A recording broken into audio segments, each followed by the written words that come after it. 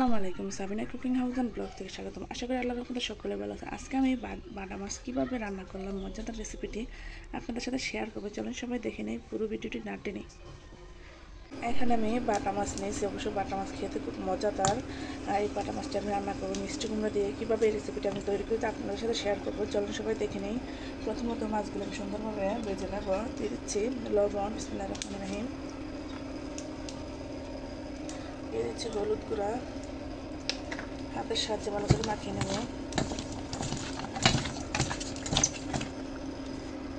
সুন্দরভাবে আমি মাখিয়ে নিয়েছি। এদিকে কড়াই গরম হয়ে চলে আসছে। এবার আমি তেল দিয়ে দেবো।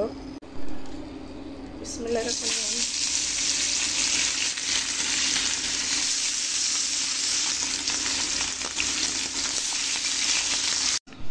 কত সুন্দরভাবে মাছগুলো আমি ভেজে নিয়েছি।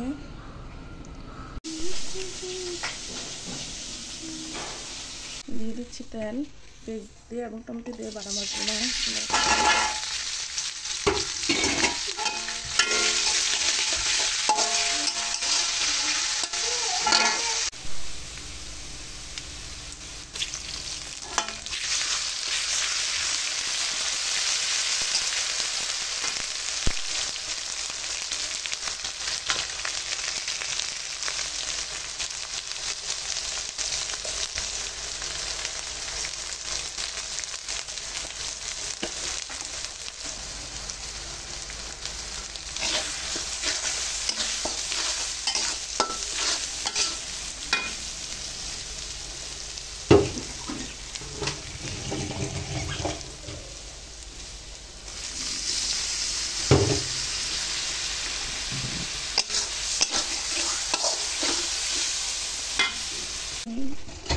দিয়ে দেবো কেটে রাখা টমেটো।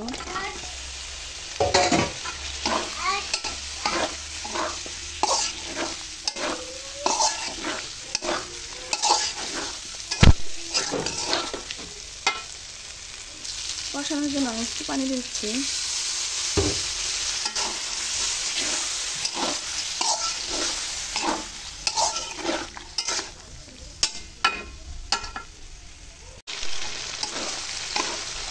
এবার আমি ঝোল দিয়ে দেবো।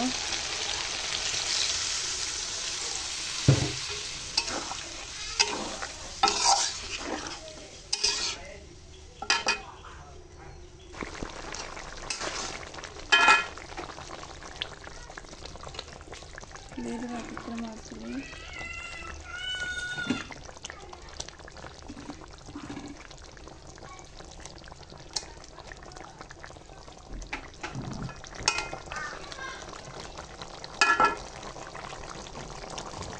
দিয়ে দিচ্ছি ধনিয়া পাতা।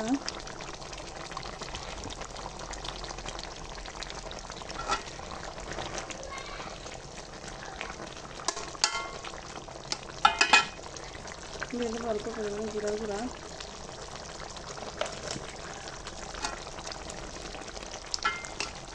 আমার রান্নাটা প্রায় শেষ।